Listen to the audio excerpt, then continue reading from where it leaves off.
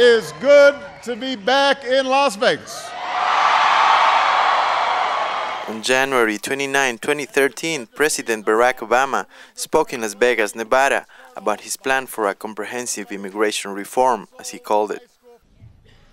I'm here today because the time has come for common sense, comprehensive immigration reform. The time is now. Now's the time. Now's the time. However, according to many critics of the bill, the proposed reform won't help the thousands of families being separated by deportation. Neither will it change the characteristic punitive approach of current immigration policies. The influx of illegal immigrants seems to be decaying as the number of deportation grows. Deportation planes leave every week, taking family members and spreading fear among the Latino communities that very often interlace legal and illegal so-called aliens. On Monday morning, when me and my sisters were going to school, my dad was outside, and when I was going to go with him to open the car, these guys came and they got him and they arrested him.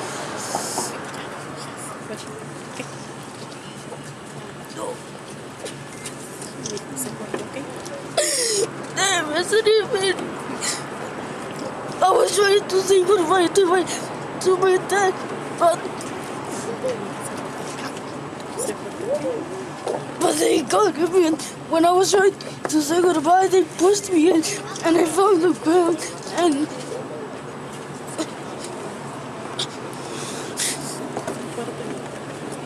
The Garcia family is just one more in thousands of possible broken homes in neighbors like this in South Phoenix. There are hundreds of thousands, maybe millions of homes nationwide where children are American citizens and their parents legal or illegal immigrants from Central and South America. In Eddie's case, he was a farmer from Guatemala. Most of Central and South American family farms and small farming operations were swept away by globalization and subsidies to mega farms in first world countries. Many believe the last migration wave into U.S. is one of economic refugees. Low wages and staggered economies in countries drowned in debt offer very little hope for workers trying to make a living. 12 years ago, after his brother was murdered by the reigning violence in Guatemala and facing economic hardship with no prospect of solutions, Eddie started the long journey to walk across the border that separates the first and third world.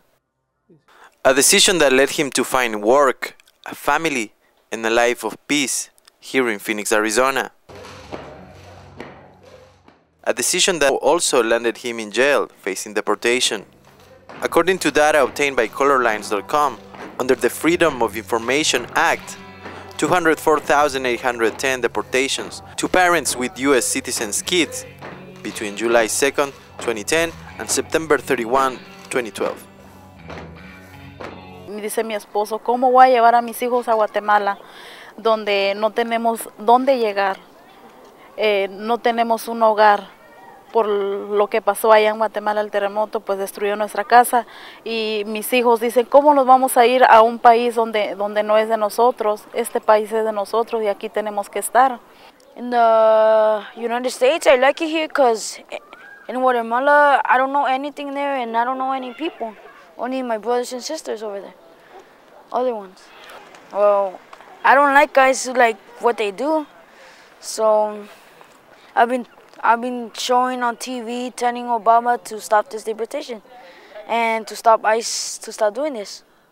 It seemed unlikely for the Garcia family to get Eddie back, but the YouTube video and petition online that his son made got to the heart of thousands of American people. According to Puente, Arizona, above 10,000 petitions were sent to ICE and more than 5,000 were sent to the office of Congressman Ed Pastor, who took interest in their case and helped prevent Eddie's deportation to Guatemala. I miss him right now and I wish he could just come back so I could hug him. However, there was still a surprise in store for the Garcia family. Unknown to them, Eddie had been released. And what these kids thought it was another rally to demand the liberation of his dad became one of the happiest days of their lives.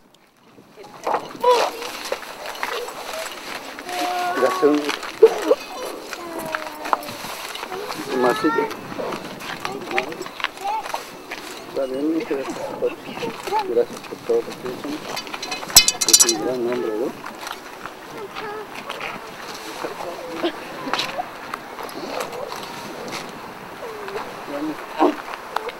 Acá mi hijo, tan fuerte, tan hombre, peleando por mí.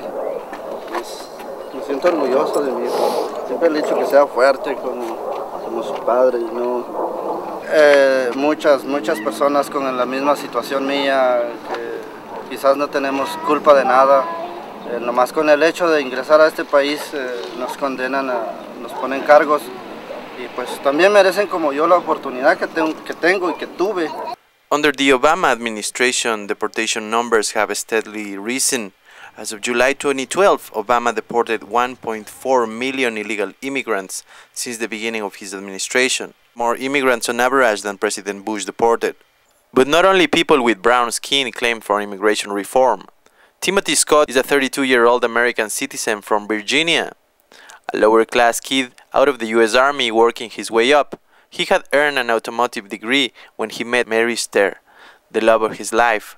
She was 7 months pregnant when a family emergency forced her back to Mexico, taking Tim's daughter with her. She returned because of her kids being here in Mexico. She was 7 months pregnant at the time, and she had to leave because her kids here that she was trying to help support from America was going to be abandoned, and we couldn't allow that to happen. For that reason, from what's going on now, should have just left her there in America instead. Catherine Elizabeth Scott Perez was born in Mexico in November 2007, from an American father and a Mexican mother who cannot go back to US.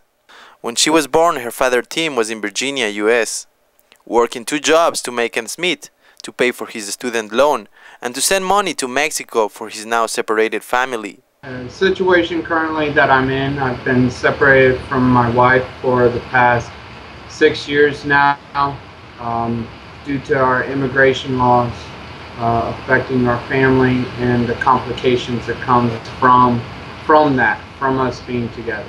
I met Tim when he was walking from coast to coast across the US in an attempt to call the attention of their fellow Americans about the harsh immigration law.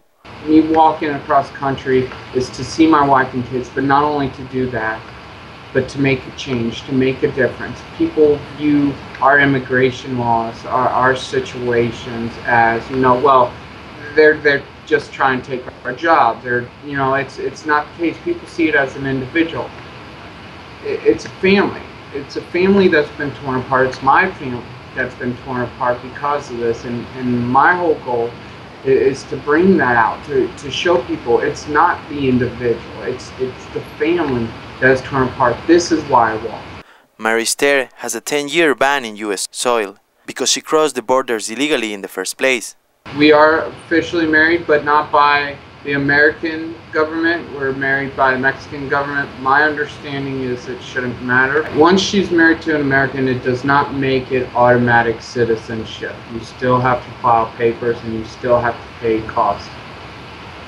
And Tim is now in Mexico, struggling to survive there, trapped at a crossroad where the legal situation meets the economic factor.